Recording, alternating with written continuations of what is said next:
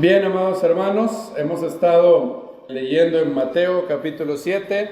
Estamos a punto de terminar nuestro estudio en el Sermón del Monte.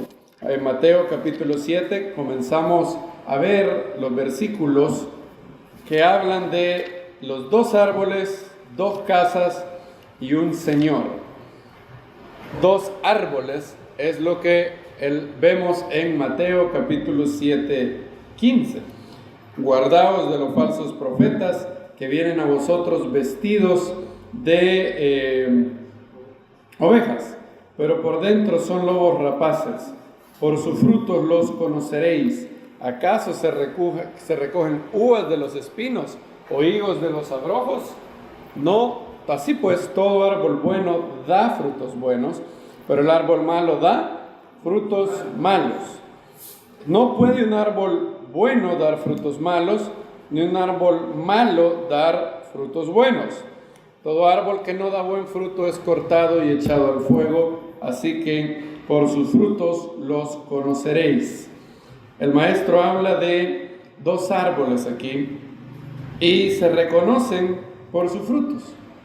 La obediencia es el fruto de la salvación.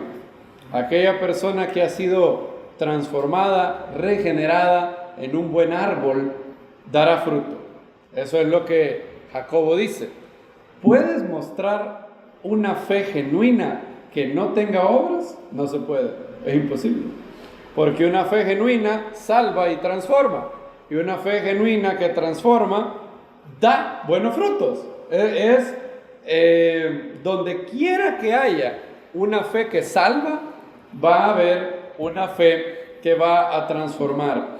Y vemos aquí cómo las buenas obras o la obediencia o el deseo de agradar a Dios, los frutos de justicia que se hablan en la Biblia, son el resultado de la salvación.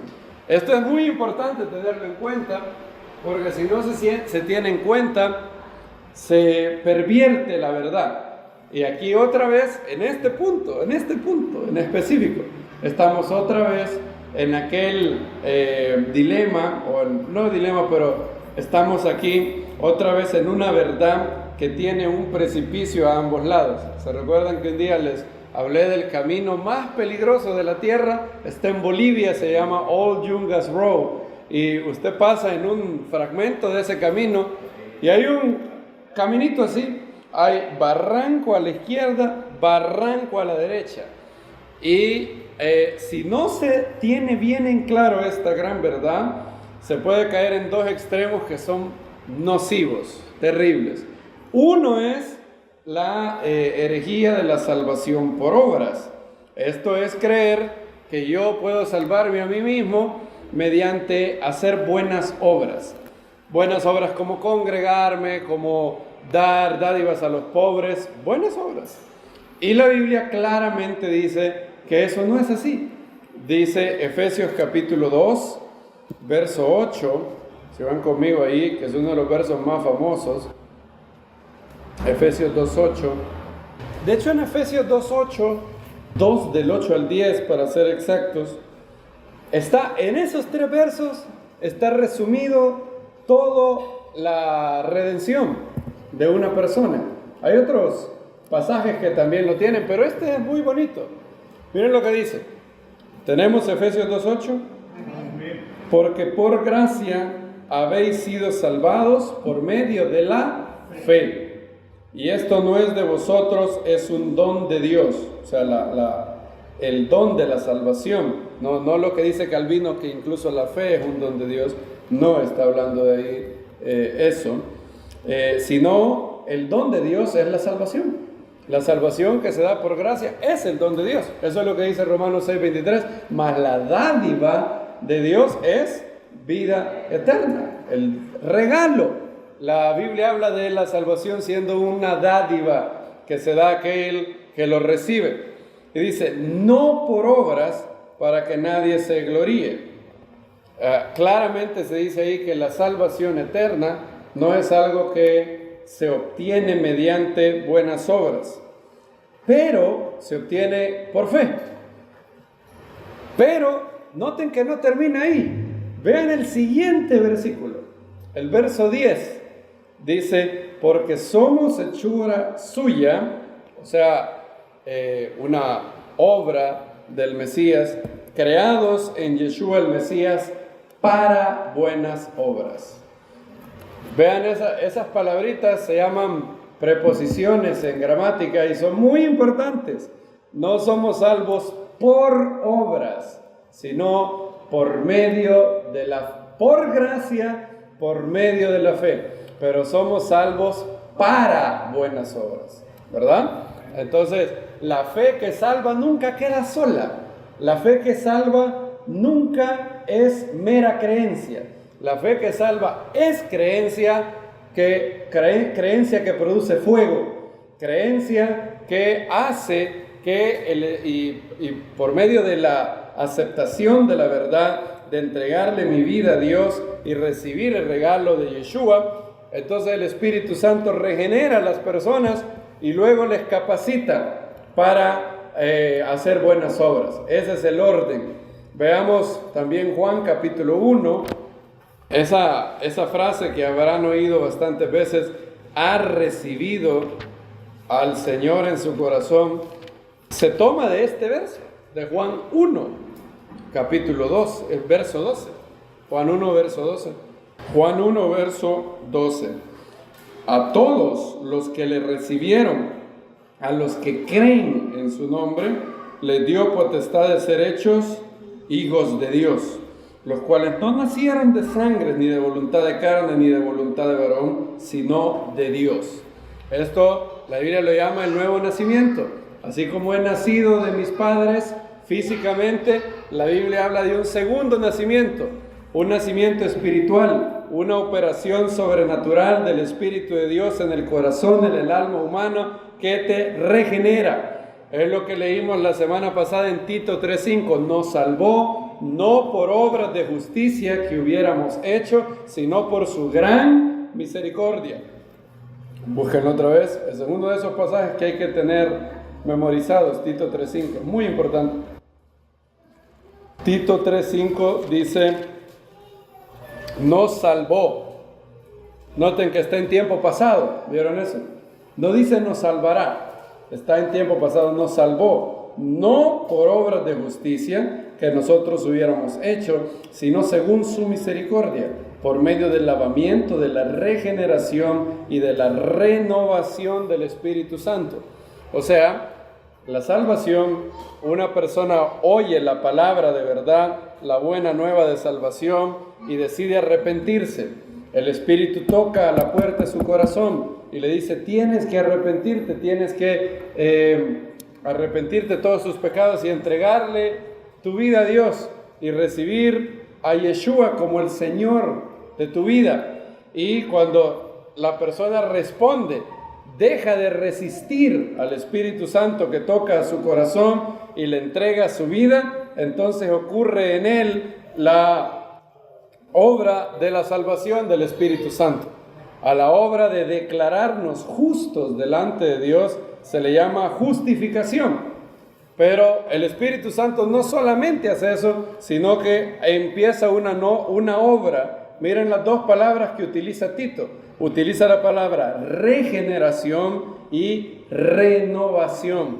Entonces, aquella persona que de verdad ha recibido la salvación en Yeshua, la salvación de su alma no es el final del proceso, no es algo que va a tener al final de sus días, es algo que puede tener hoy.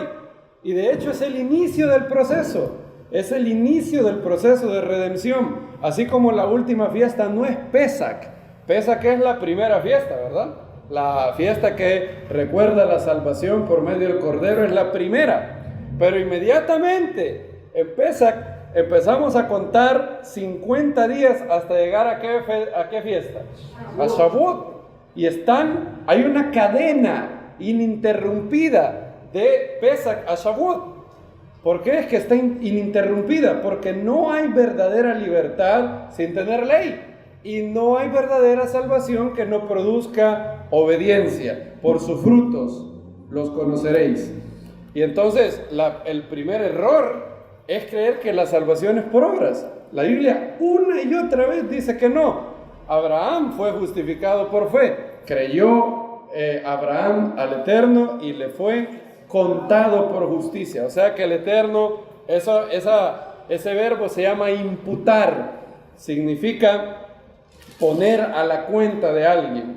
Como cuando Pablo le dice es una buena analogía esa. Vean Filemón, si ya pueden encontrar la carta a Filemón, también ya, eso es buen signo de madurez. Filemón está inmediatamente después de Tito. Filemón era un hermano y Pablo le escribió en torno a su esclavo. En esos días todavía había esclavitud y el esclavo se llama Onésimo, que significa de hecho útil. Eso significa. El nombre de ese hombre significaba útil. Y por eso Pablo, haciendo un juego de palabras, dice, a mí me es útil. Y Pablo le dice que lo reciba, ya no como esclavo. Fíjense qué curioso. Déjenme ver dónde está. Verso 10, dice, te ruego por mi hijo Onésimo, a quien engendré en las prisiones. O sea, Pablo lo llevó a la fe. No es que lo engendró literalmente. Pablo no es el padre biológico de él, pero sí el padre espiritual, el cual en otro tiempo te fue inútil, o sea, no hizo honor de su nombre, Onésimo, pero ahora es útil a ti y a mí, dice Pablo. Hoy está haciendo honor a su nombre. A este vuelvo a enviarte a él, es decir, a mis entrañas.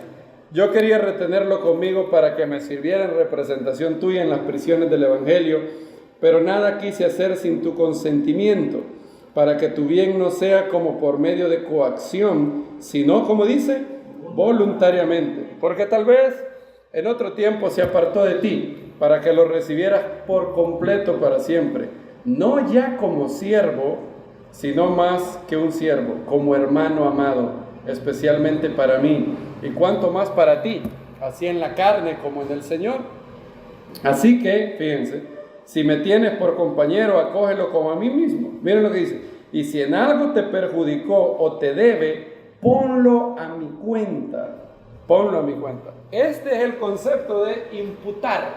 Es poner a la cuenta de alguien. Y la Biblia habla que eso exactamente fue lo que pasó con nosotros. En 2 Corintios capítulo 5, 21, uno de los versos más gloriosos de los escritos apostólicos, se habla precisamente de que el Eterno, a todo aquel que se arrepiente en todo corazón, lo pone a Él al centro de su vida, recibe a su Hijo Yeshua como el Señor, el Eterno le imputa, le otorga, pone a su cuenta la obediencia del Mesías. Miren lo que dice el verso 21. ¿Lo tenemos? 2 Corintios 5, 21. Al que no conoció pecado, por nosotros lo hizo pecado, para que nosotros fuésemos justicia de Dios en él. En otras palabras, la justicia, la obediencia perfecta del Mesías me es imputada. Es como que si el Mesías le dijera a Dios, y si en algo te ha fallado él, ¿qué? Ponlo a mi cuenta. Y es exactamente el concepto de la justificación. La Biblia dice, justificados pues por la fe tenemos paz para con Dios. Ahora, y luego, después de eso, aquella fe que es verdadera generará obediencia. Aquella fe que es verdadera generará frutos. No estará vacía. No es una fe inerte, muerta, inútil. Si una fe no genera buenas obras, si una fe no genera obras dignas de arrepentimiento, si una fe no genera un cambio de vida, aunque sustancial, no perfección obviamente, de lo contrario nadie podría, pero un cambio de vida, esa fe es falsa, porque no tiene frutos. El árbol bueno da frutos buenos y el árbol malo da frutos malos. Y aquí vemos el otro precipicio, al otro lado. De un lado está el error de creer que alguien puede ser eternamente salvado del lago de fuego por sus propias obras. Es imposible. Para los hombres esto es Imposible, pero para Dios todo es posible. Pero al otro lado, el precipicio del otro lado, es una herejía muy peligrosa. Es la herejía que dice que tú puedes ser salvo simplemente, meramente, con repetir una oración y luego no hay problema. Ya el Eterno no importa tu estilo de vida. No puedes seguir haciendo lo que quieras. Puedes vivir para ti, vivir para tus placeres.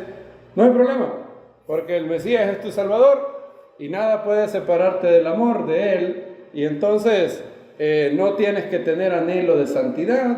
Es más, todo aquel que quiera tener anhelo de santidad, en estos círculos se le dice legalista o se le dice de todo tipo de adjetivos. Y es una terrible, terrible herejía esto. Judas, no el traidor, sino el hermano del maestro, hizo una carta, la carta de Judas. Esta es bien fácil de encontrar. Solo van a Apocalipsis y retroceden una carta. Es bien sencillo encontrar esta carta.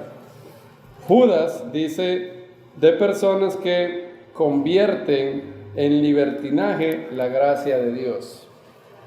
O sea, que desde el siglo I ya había esta tendencia. Desde el momento que los apóstoles estaban predicando, ya habían personas diciendo, eso es cierto, pero no tan cierto, es cierto como yo digo. Y muchas amenazas. Pablo dice, yo sé bien que después de mi partida entrarán en medio de vosotros lobos rapaces. Y exactamente, después de la muerte de los apóstoles, después del año 70, rápidamente el cuerpo del Mesías se separó de las enseñanzas de los apóstoles judíos. Y empezaron a separarse de su cuna judía, empezando a poner todo tipo de cosas que estaban contrarias a la Biblia. Empezaron a desviarse rápidamente. Judas capítulo 1, verso 4 dice, porque han entrado disimuladamente ciertos hombres impíos, destinados desde antiguo para juicio, los cuales convierten en libertinaje la gracia de nuestro Dios. Fíjense, convierten en libertinaje. En otras palabras dicen, la gracia es como un derecho que tenemos de pecar. Como ya fuimos salvados, como ya fuimos perdonados, podemos vivir como queramos. Podemos, ya no hay problema.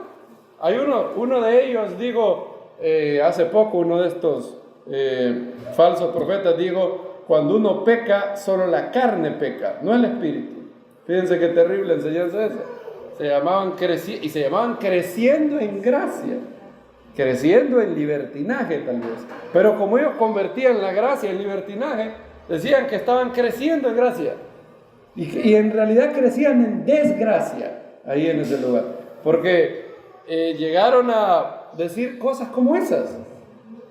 Y es bueno que te mantengas en una sola convicción en tu corazón de ese camino estrecho, porque hay dos barrancos, dos precipicios a cada lado. Ninguna de las dos cosas es cierta. ¿Somos salvos por gracia? Sí. Y la gracia hay que ser fiel a ella. Miren lo que dice Hechos capítulo 14, un verso muy bonito. No, es 13 de hecho. 13:43. Pablo fue a predicar esto sucedió en Antioquía de Pisidia, que es parte de la región que se llama Galacia. O sea, a esta congregación y otras, Hechos capítulo 13, fue que Pablo les escribió la carta a los Gálatas. Fue aquí, en Antioquía de Pisidia y otros lugares. Y dice, disuelta la reunión, muchos de los judíos y de los prosélitos que adoraban a Dios, siguieron a Pablo y Bernabé, los cuales, fíjense, hablando con ellos, los persuadían a permanecer, ¿qué? Fieles a la gracia de Dios. O sea, uno puede ser infiel a la gracia de Dios, ¿verdad? Aquí está claro que hay que ser fieles a su gracia. Aquella persona que ha sido perdonada sabe que no puede pagar su salvación, no puede pagar el perdón. Como dice esa canción, lo dice muy bien, porque su amor no se compra ni se merece. Su amor es un regalo que de gracia se recibe. Muy bien. Y debido a que ha sido perdonado, debido a que ha sido salvado y amas a Dios, entonces quieres ser fiel a la gracia. También nos encomendaron a la gracia. Fíjense, Hechos 14:26 dice que llegaron a otra Antioquía. Esta ya no es Antioquía de Pisidia, esta es Antioquía de Siria. Hay dos, bueno, habían varias Antioquías. Y hoy está Antioquia también. Sin tilde. Bien, de ahí navegaron a Antioquía, esto es la de Siria, donde habían sido ¿qué? Encomendados a la gracia de Dios. Recuerden, en Hechos 13, Pablo y Bernabé fueron encomendados a la gracia de Dios y fue ahí, en Antioquía de Siria. Entonces la gracia de Dios no es solo perdón de pecados. Claro que una de las obras de la gracia de Dios es perdón de pecados. Pero otra obra de la gracia de Dios es darte la fuerza para no pecar. Ambas son obras de la gracia. Cuando pecas, la obra de la gracia es que si te arrepientes y confiesas tu pecado, la gracia de Dios en Yeshua cubre todo pecado. Pero antes de pecar, la gracia de Dios está ahí también disponible. Gracia es mucho más que perdón de pecados. Es el favor de Dios derramado en ti, que tiene un gran poder para preservarte. Por eso Pablo siempre se despide en sus cartas, bueno, no siempre, pero la mayoría de veces, la salutación de Pablo es: la gracia esté con vosotros, la gracia de Yeshua esté con vosotros. Porque en la gracia lleva poder, perdón de pecados, favor, bendición. Es una palabra que engloba muchas cosas. Y el maestro nos dice que aquellos que han sido salvados serán reconocidos por sus frutos. Vean, lo vimos la vez pasada y lo quiero volver a poner. Lo que A.W. Tozer dice en Yo lo llamo herejía. Él dijo una notable herejía, y yo creo que es herejía. No toda creencia falsa es herejía, ojo a eso. En el mundo, bueno, vamos a ver eso, pero no toda creencia falsa es herejía. Tú puedes creer algo, estar en un error, y eso no te convierte en hereje. De hecho, con toda probabilidad, cada uno de nosotros el día de hoy tiene una o más creencias falsas. Pero no necesariamente esas creencias falsas son herejías.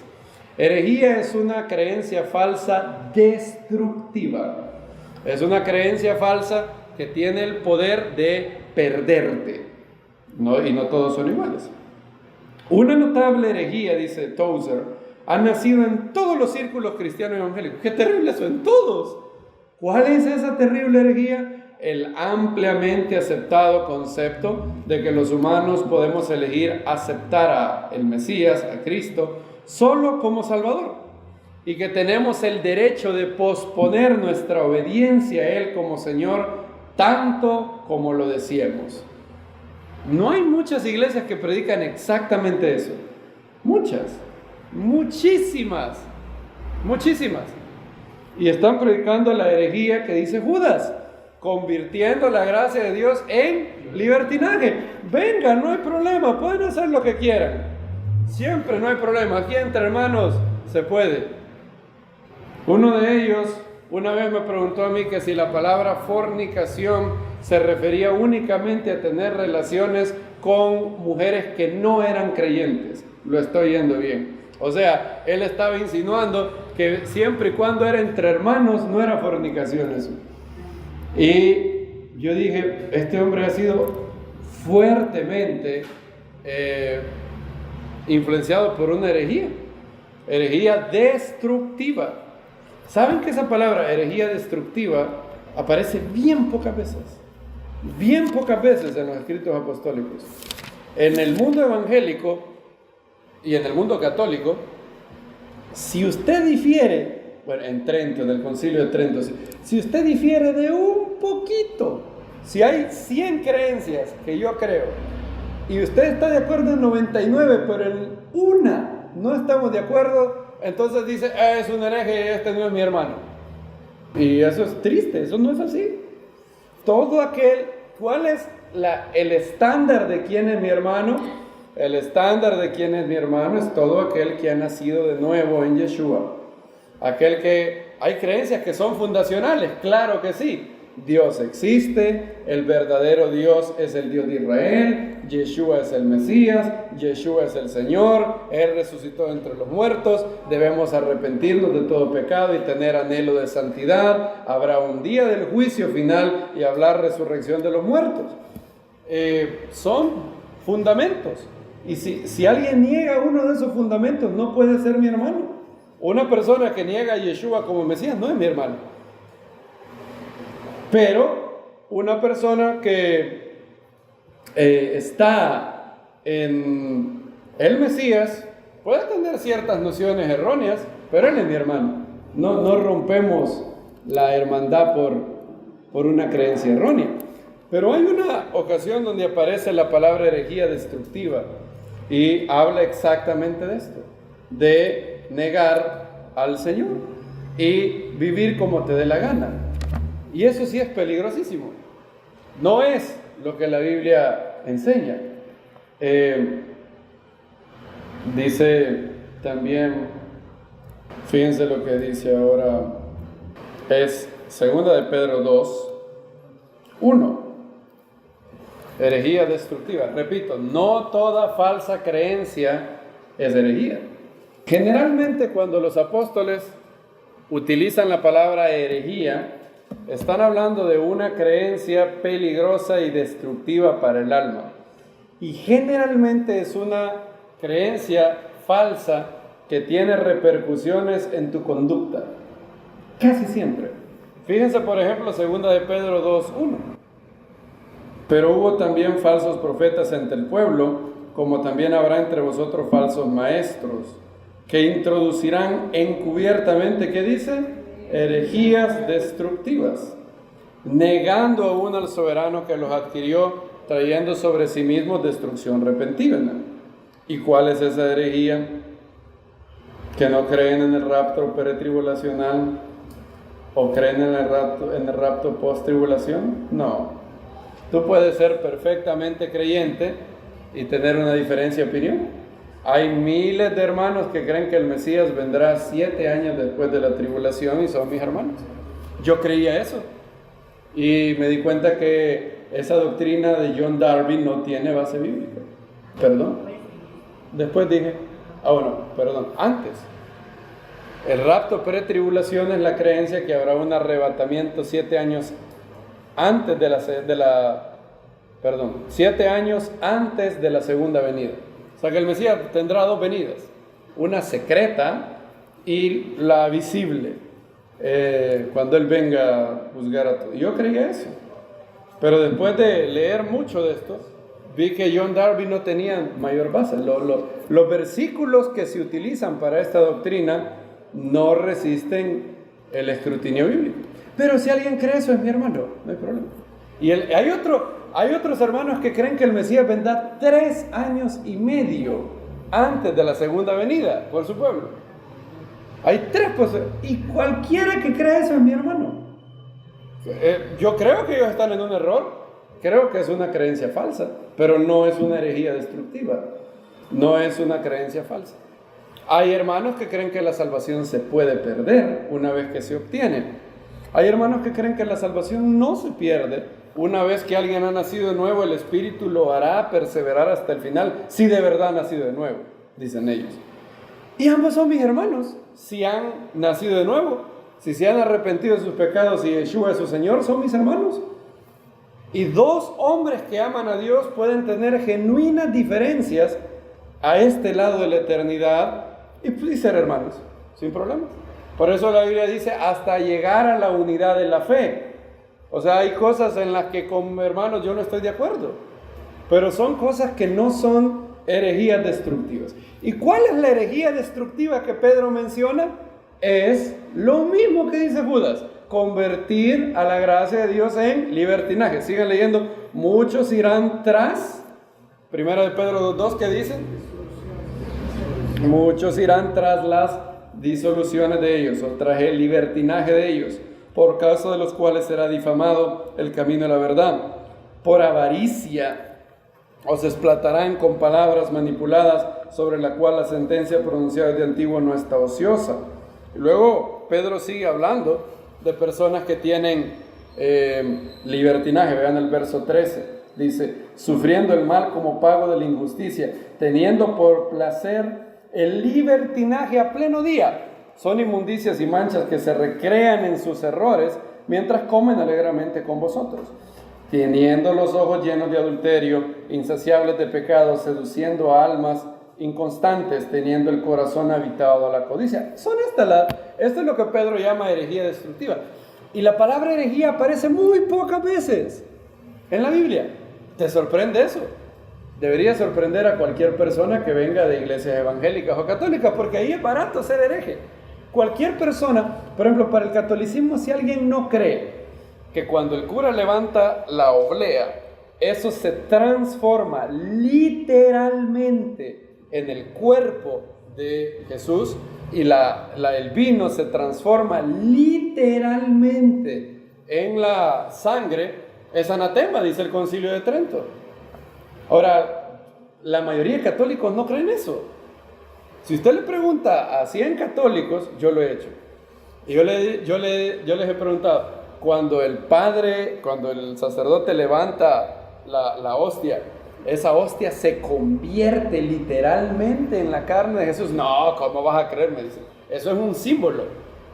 Amén, digo yo. Exactamente, es un símbolo. Pero eso no es lo que la iglesia cree. La iglesia dice que si tú dices, en el Concilio de Trento, el catolicismo dice, si tú dices que eso es solo un símbolo, sea anatema, o sea, sea apartado para perdición.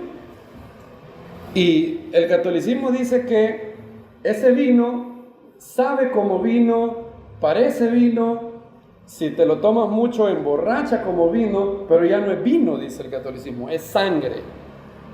¿Y qué es lo único? ¿Cómo hacen ellos para explicar eso? Dicen, bueno, la sustancia ha sido cambiada, pero permanecen los accidentes.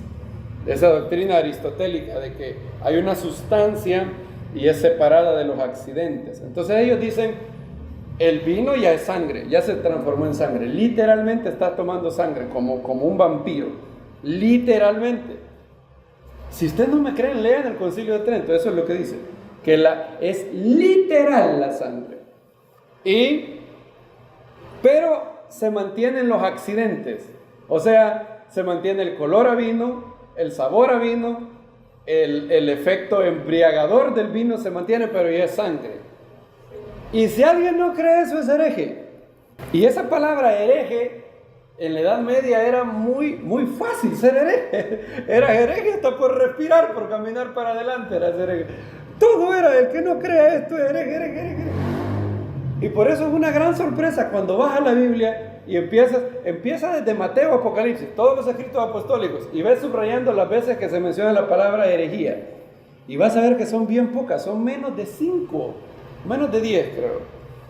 Y la mayoría tienen que ver con una creencia falsa, de hecho todas tienen que ver con una creencia falsa, destructiva, de mucho peligro, y que tiene repercusiones en tu conducta. Y aquella persona que dice, sí, bueno, solo sé salvo por levantar la mano o por solo repetir una oración sin que esa oración refleje de verdad tu aceptación de Dios y de su Hijo Yeshua, eso es una herejía. Miren lo que dice Dallas Willard. Dallas Willard dice, a menudo hablamos de personas que no están a la altura de su fe o su creencia. Pero los casos en los que decimos esto no son en realidad casos de personas que se comportan de manera diferente a lo que creen. En realidad, son casos en los que las creencias genuinas se vuelven obvias por lo que hace la gente. Siempre vivimos de acuerdo con nuestras creencias o de acuerdo con ellas, según sea el caso. Nada más es posible. Es la naturaleza de la creencia. Si yo actúo, yo puedo actuar en contra de lo que digo creer. Yo puedo vivir en contra de lo que profeso creer, pero nunca yo vivo en contra de lo que de verdad creo. ¿Y cómo se hace manifiesto? ¿Cómo se muestra cuál es mi verdadera creencia? Por mis acciones. Todo lo otro es palabrería. Todo lo otro es profesión. Solo es profesión de fe. Pero por eso la Biblia dice que la fe sin obras es ¿qué? Muerta. Por eso los frutos son importantes. Y es muy importante tener esto bien claro. El maestro cerró el Sermón del Monte con la analogía de dos casas. Si van conmigo ahí, y dos cimientos, Mateo 7:24. Cuando lo tengan me dicen amén. Cualquiera pues que me oye estas palabras y las practica, será comparado a un hombre prudente que edificó su casa sobre la roca. Cayó la lluvia, vinieron los torrentes, soplaron los vientos y golpearon contra aquella casa, pero no cayó, porque estaba cimentada sobre la roca. Pero cualquiera que me oye estas palabras y no las hace, qué claro era el Señor. Será comparado a un varón insensato que edificó su casa sobre la arena. Cayó la lluvia, vinieron los torrentes, soplaron los vientos e irrumpieron contra aquella casa y cayó, y fue grande su ruina. ¿Cuál es la única diferencia? Fíjense que contra las dos casas vinieron torrentes, soplaron vientos, pero vinieron torrentes y vientos contra las dos. O sea que aquí hay otra doctrina peligrosísima que debes de sacar de tu mente. La creencia de que si eres hijo de Dios, eso significa automáticamente una vida sin problemas. Este es el Evangelio según Estados Unidos. Y no es cierto. Todo lo contrario. Desde el inicio, ahí el maestro te prometió algo. Hay varias gente que tiene la Biblia de promesas. ¿Han visto esas Biblias? Son bien bonitas. Y hay promesas que pegamos en los refrigeradores. ¿Saben qué nos ha prometido el maestro? Torrentes y vientos. Esa promesa no le gusta a mucha gente, pero está ahí, ¿verdad? Dice, aquel hombre que oye estas palabras y las practica será un hombre comparado a un varón prudente. Vinieron los torrentes y soplaron los vientos. O sea que las dificultades llegarán al creyente y al no creyente. Solo hay una diferencia. ¿En qué está fundado? Uno estaba sobre arena, otro sobre roca. Me gusta cómo lo dice Lucas. Lucas 6:46. Es ese versículo que dijimos que es bien fácil de aprender. ¿Por qué me llamáis Señor, Señor? Y no hacéis lo que yo os digo. ¿No creen que sería maravilloso? Yo creo que esa sería una idea para una campaña muy buena. Ese verso. Y la campaña evangelística más grande que se tiene que hacer en este momento no es entre los incrédulos, es entre los evangélicos. Ahí está, en las iglesias hay mucha infinidad de personas que creen que son salvos y no lo son. Y este verso podría bien despertarlos. ¿Por qué me llamáis Señor, Señor, y no hacéis lo que os digo? Os mostraré a quién es semejante todo el que viene a mí, oye mis palabras y las hace. Es semejante a un hombre que edifica una casa, el cual excavó profundamente y puso el cimiento sobre la roca. Esa frase, el cual excavó profundamente, no está en Mateo, solo la registra Lucas. Y si ustedes han visto cómo hacen edificios para poner los cimientos, ¿qué hacen los ingenieros, los arquitectos?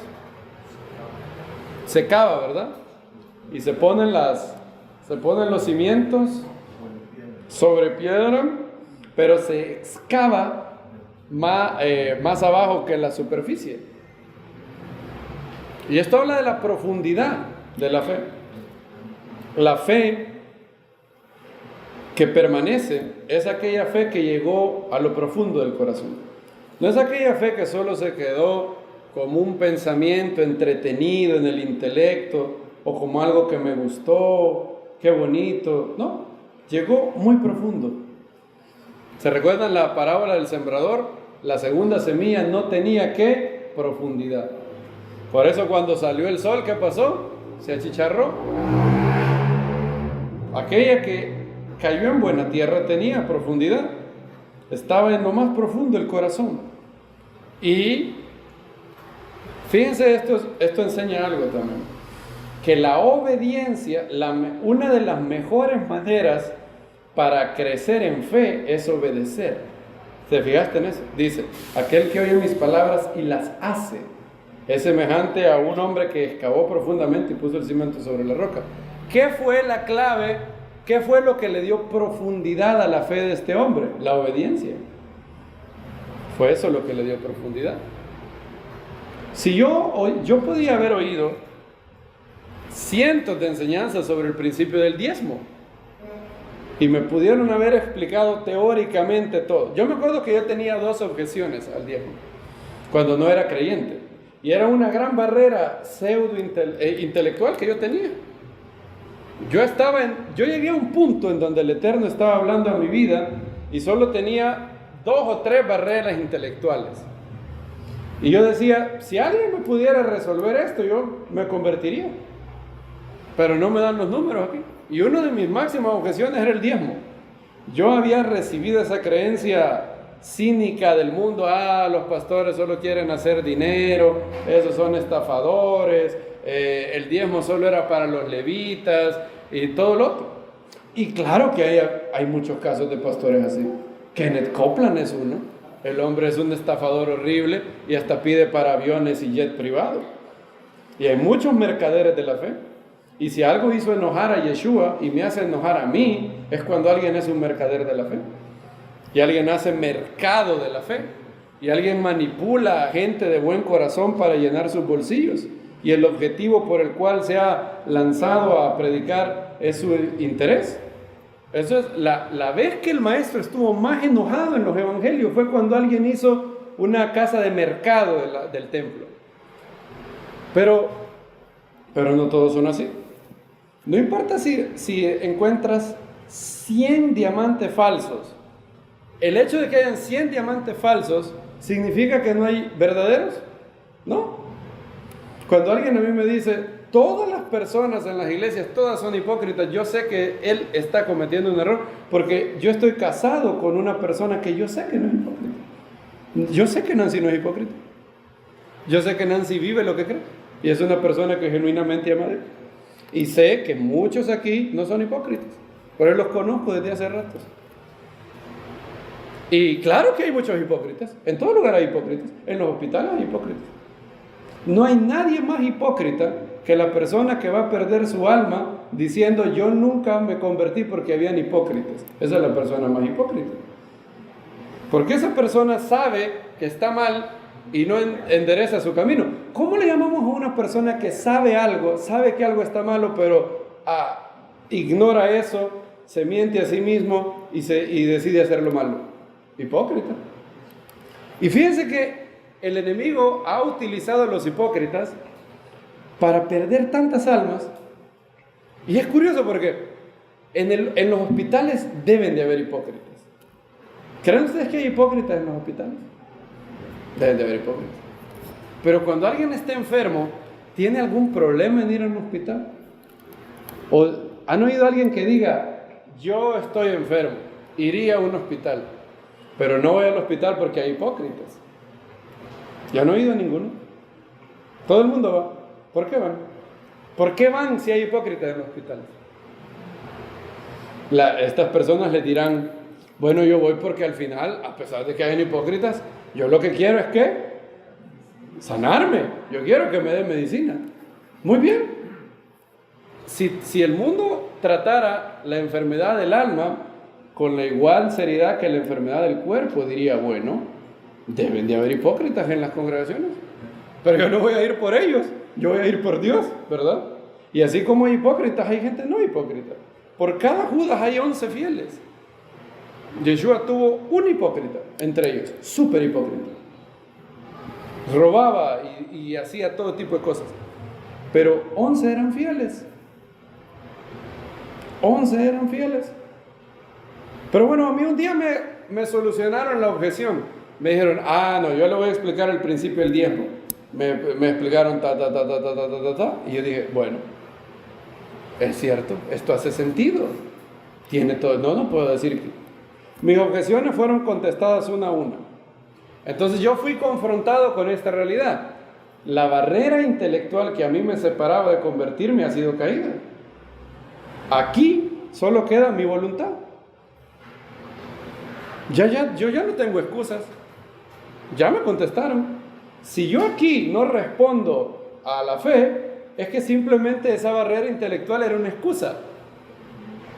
Y pasaron pocas semanas para que yo rindiera mi vida a Dios. Pero en ese momento nunca había diezmado porque yo no trabajaba. Me convertí a los 17 años, 18 años. Y luego empecé a trabajar a los 22 años. Ahora, supongan que yo hubiera tenido el principio del diezmo, pero nunca lo practicaba. Solo era teórico. Solo era sí, así es, sí. Ahora, ¿qué es lo que le dio profundidad al principio del diezmo en mi alma? La práctica. En el momento que yo diezmé la primera vez, y diezmé, y experimenté la bendición que hay en ser fiel, en dar al Eterno la parte que Él ha apartado para su congregación, para el avance del reino de los cielos. Y también oí el principio de dar a los pobres, de colaborar más allá del diezmo. Y con Nancy tuvimos a bien destinar cierto recurso para el reino, más allá del diezmo. Y empezamos a experimentar bendición increíble de todos lados. Entonces eso hace que la teoría se encarne, llegue profundo, porque tú sabes que es cierto, tú sabes que es cierto. Por eso aquella persona que edifica una casa sobre la roca primero excava profundamente. Pero ¿qué dice? Sigue diciendo Lucas capítulo 6, 49. Pero el que oyó y no hizo es semejante a un hombre que edificó una casa sobre la tierra, sin cimiento, contra la cual irrumpió el torrente, y al instante cayó y fue grande la ruina de aquella casa. La verdadera fe, dice el maestro, va a ser aquella que llegue a la práctica. No es salvación por ser perfecto, nadie podría ser, pero debe de haber algún cambio.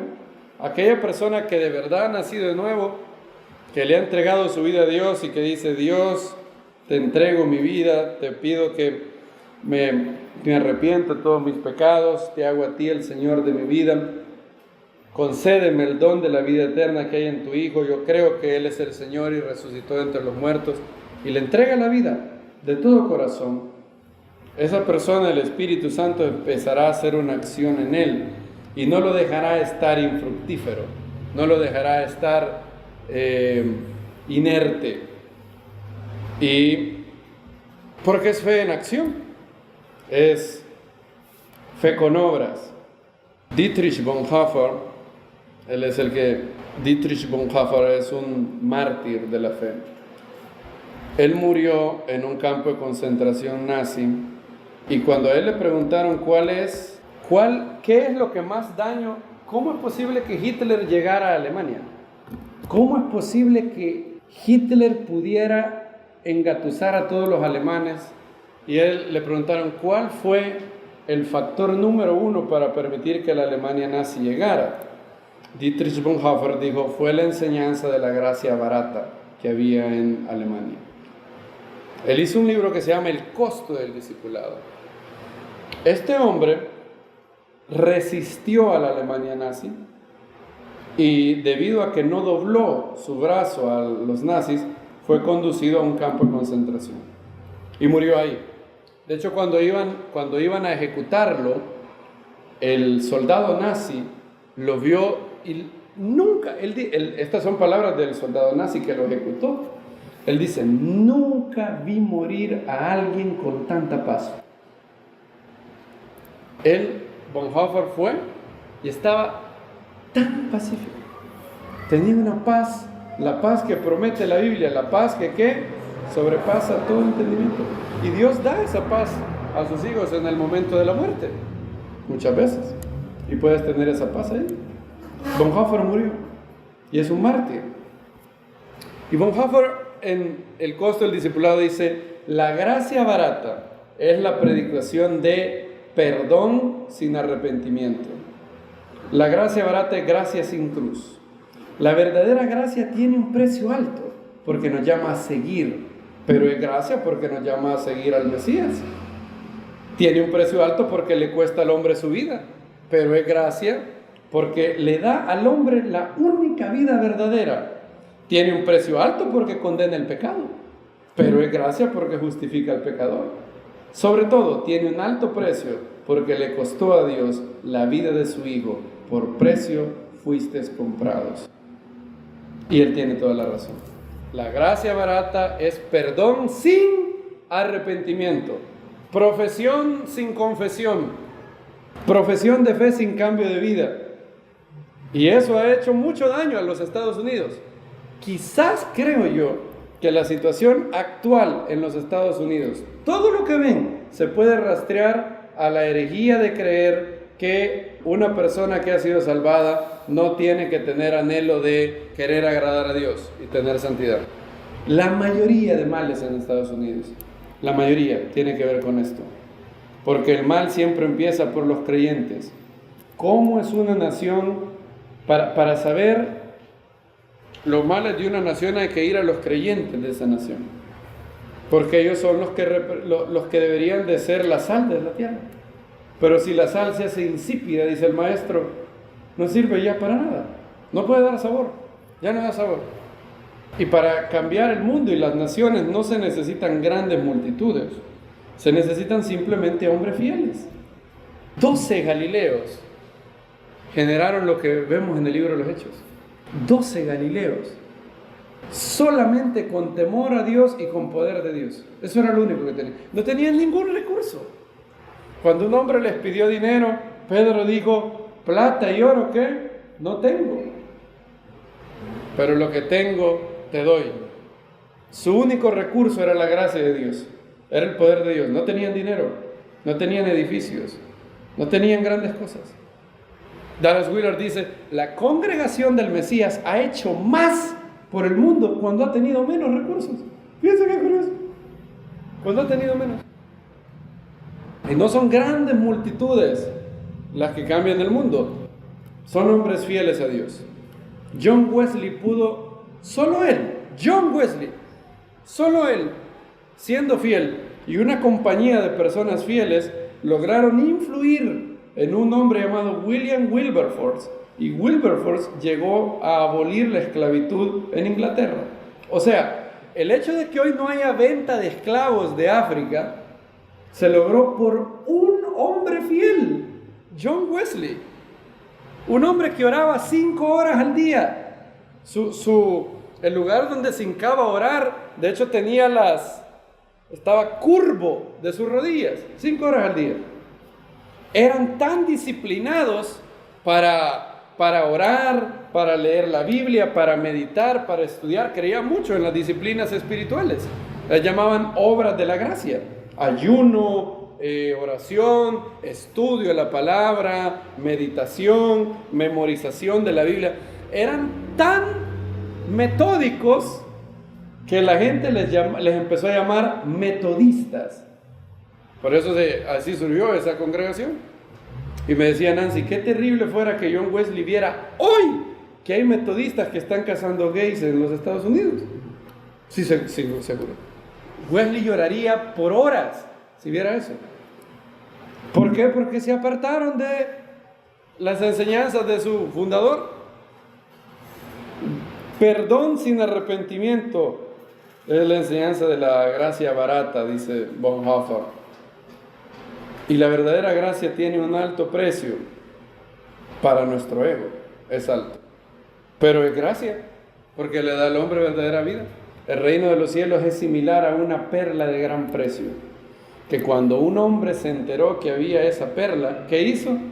Fue a vender todo lo que tenía, con tal de comprar esa perla de gran precio. Para él era una gran cachada, era ganga eso. Con gusto fue a vender todo lo que tenía. Y la perla de gran precio de la gracia de Dios hace que una persona diga, wow, he contado los pros y los contras de la buena nueva, y el precio que hay que pagar es tan mínimo y los beneficios son tan maravillosos que este es una cachada, este es una ganga. Con gusto me voy a entregar a Dios. Es similar lo que Pascal hizo en su famosa la apuesta de Pascal. Pascal a la persona que no estaba segura si Dios existía, le ofrecía una apuesta. Él no hacía esto con los creyentes. Dice, los creyentes no necesitan esto. Pero él le dice a alguien, supón que la evidencia a favor de la existencia de Dios y la evidencia en contra están 50-50, sí, en la balanza están iguales. De tal manera que tienes igual evidencia contra Dios e igual evidencia a favor de Dios. Bueno, dice él, aún así deberías de apostar por Dios. ¿Por qué? Dice él. Porque hay dos opciones. O Dios existe o no existe. Y hay dos opciones. O tú crees en Él o no crees en Él. Si Dios existe y creíste en Él y le fuiste fiel, lo ganaste todo. Si Dios no existe y no creíste en Él, lo perdiste todo. Ahora consideramos las otras dos opciones. Supón que Dios existía, supón que Dios no existía y tú creíste en Él. Bueno, ¿qué perdiste? En realidad muy poco. Te libraste en esta tierra de pequeños placeres, no fuiste mujeriego, no fuiste borracho, no fuiste drogas, pero al final, si te pones a pensarlo, las drogas y el alcohol al final te iban a dar más insatisfacción. Y ningún mujeriego al final de sus días se siente bien con cómo es. Entonces, en realidad, si Dios no existiera y tú te entregaste con todo a la doctrina, perdiste muy poco, muy poquito, unos cuantos placeres temporales. Pero si Dios, ahora supongamos esto, dice, supón que Dios sí existía y no creíste en Él, lo perdiste todo. Entonces, aunque la evidencia fuera igual, dice él, siempre tendrías que apostar por Dios, siempre haría más sentido. Y claro, él no hacía esto con un creyente, porque él decía, el creyente tiene abrumadoras razones para saber que Dios existe y es bueno. Pero él decía, a cualquier persona que honestamente no le cueste creer esto, piensa en esto. Se le llama eso la apuesta de Pascal. Cuenta el costo y vas a ver que el costo, tienes que pagar un precio. Pero ¿qué precio vas a pagar? Si decides creer y ser fiel, si Dios existe, lo ganaste todo. Si no existe, no perdiste mucho.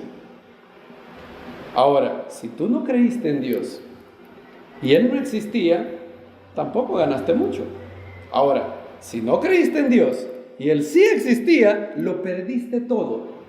Entonces el hombre racional siempre elegiría ser fiel a Dios, dice él. Incluso si la balanza estuviera 50-50.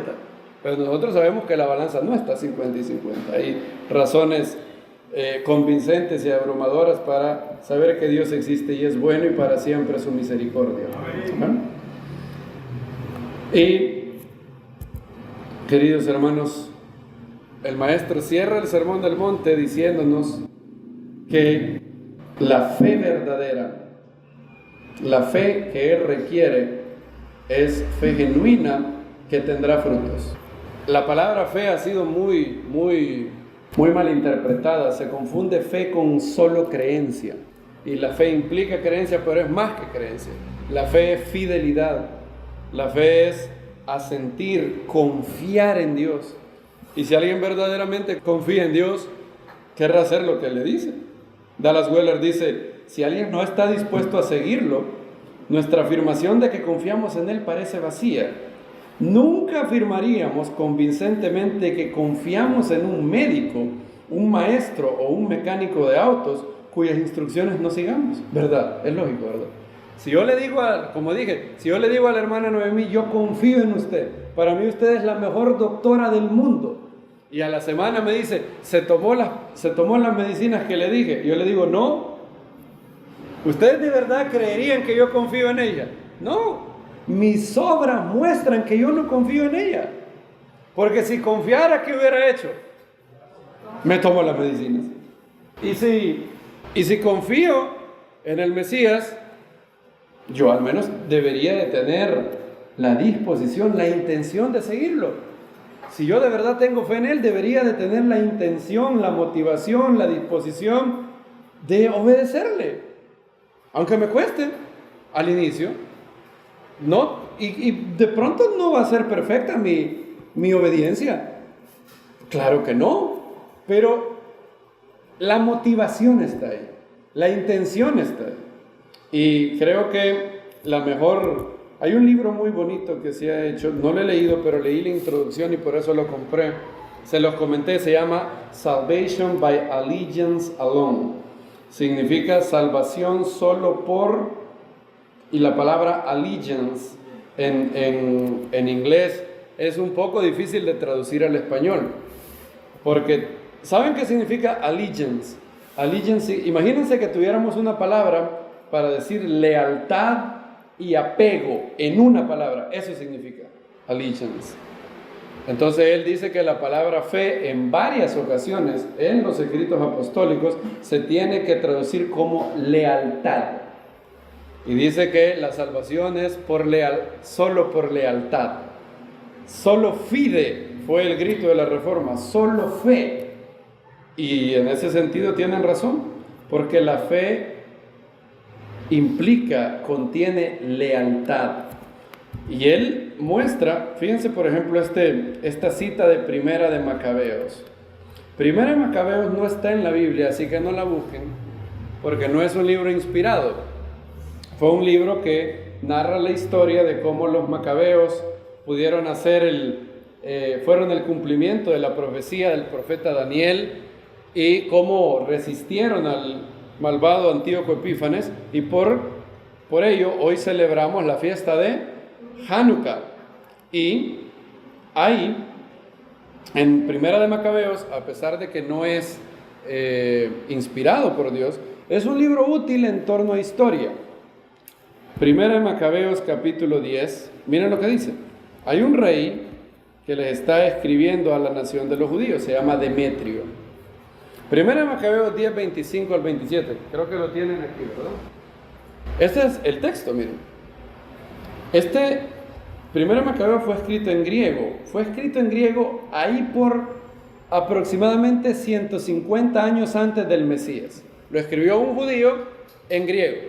Y dice, y les escribió en estos términos: el rey Demetrio saluda a la nación de los judíos. Ustedes siguen observando los convenios hechos con nosotros y se portan como amigos nuestros, y no se unen a nuestros enemigos. Lo sabemos y nos alegramos. Miren lo que le dice Demetrio a los judíos. Continúen pues manteniendo fe, pistis, para con nosotros, y les concederemos privilegios por todo lo que hagan en favor nuestro. Ahí ¿cuál sería la mejor traducción para la palabra griega pistis, que se ha traducido como fe ahí? Estamos hablando de un rey que está diciendo: si ustedes siguen siendo leales conmigo, si siguen guardando su lealtad hacia mí, yo les concederé privilegios, ¿verdad? Entonces ahí la palabra pistis, la mejor traducción es lealtad. Y noten que esa palabra pistis es la misma palabra en griego que aparece en todos los escritos. Cada vez que usted ahí, en el Nuevo Testamento, escritos apostólicos, ve la palabra fe, ahí está la palabra griega pistis. Pero pistis significa fe, fidelidad, lealtad, apego. Entonces, fe implica ser leal. Noten que aquí está pistis es fe en el sentido de lealtad a un rey. Es un rey el que está escribiendo ahí, de hecho. Es un rey llamado Demetrio que le escribe a los judíos. Entonces, fe implica lealtad. Implica ser leal a un rey. ¿Tenemos un rey nosotros? Sí. ¿Tenemos que tener fe en ese rey? Sí. Y esa fe implica lealtad. La lealtad a un rey, de hecho, es una obediencia. Implica tener el deseo de obedecer, reconocerlo como autoridad, reconocerlo como el Señor y querer con todas mis fuerzas, de la mejor manera que uno pueda, obedecerlo. Y en esta lealtad no somos dejados solos, sino hemos recibido las arras del Espíritu, la regeneración del Espíritu para ir progresando y ser cada vez más obedientes, más leales. Pero este verso a mí me parece muy importante. Es un verso donde claramente se muestra que la palabra fe incluye lealtad, ¿verdad? Y es un escrito de más o menos 150 años del Mesías, donde se utiliza la misma palabra que Pablo utiliza una y otra vez. Cuando él dice, porque por gracia sois salvos por medio de la fe, ahí en griego dice pistis. Y hoy hay que sacar de nosotros la idea de que fe es solamente creencia. No es solo creencia, es más que creencia. Es creencia, confianza, fidelidad, lealtad, apego. Si permanecemos en Él, es porque estamos siendo fieles. Y así dijo el Mesías en Juan capítulo 15. Miren lo que dice. Él habla de esta lealtad con una analogía bien bonita de la vid y los pámpanos.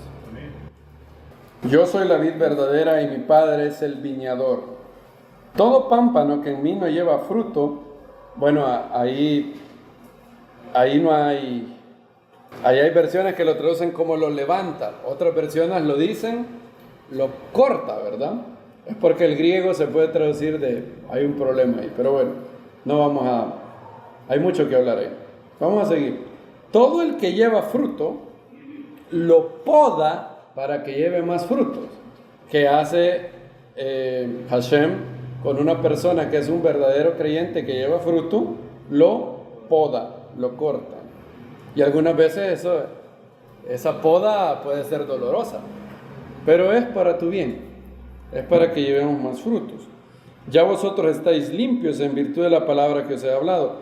Permaneced en mí y yo en vosotros. Como el pámpano no puede llevar fruto por sí mismo si no permanece en la vid, así tampoco vosotros si no permanecéis en mí. Yo soy la vid, vosotros los pámpanos. El que permanece en mí y yo en él, este lleva mucho fruto. Separados de mí, nada podéis hacer. También en Juan capítulo 6, él dijo, el que mastica mi carne y bebe mi sangre, permanece en mí y yo en él. Porque como me envió el Padre viviente, Juan 6:57, y yo vivo del Padre, noten, Yeshua vive del Padre. Él dijo que el Padre tiene vida en sí mismo y le ha dado al Hijo tener vida en sí mismo. En otras palabras, el Padre tiene vida inderivada, no depende de nadie más. Ese atributo se llama aseidad, la capacidad de vivir por sí mismo, no depende de nadie. Y a Yeshua se le ha dado tener vida en sí mismo. La última fuente de vida, ¿quién es? El Padre. Pero miren qué curioso. De igual modo, el que me mastica, dice Yeshua. Claro, esto no es literal, ¿verdad? También el que dice, vivirá de mí. Del Padre vienen todas las cosas para nosotros y por medio de Yeshua no son todas las cosas. 1 Corintios capítulo 8:6. Y esta es lealtad. La salvación es por fe, una fe genuina, una fe que confía, una fe que no es perfecta, una fe que puede ser débil, pero es cierta. Hay una gran diferencia entre fe débil y fe falsa. Tú puedes tener fe débil, pero tienes verdadera fe. Y esta es una gran promesa, que el que lleva fruto, el Padre lo va a podar, a limpiar, para que luego lleve más fruto. Los arbolitos que tengo en mi casa, cada vez que los podan, pasa algo. adivinen qué pasa, salen más hojas.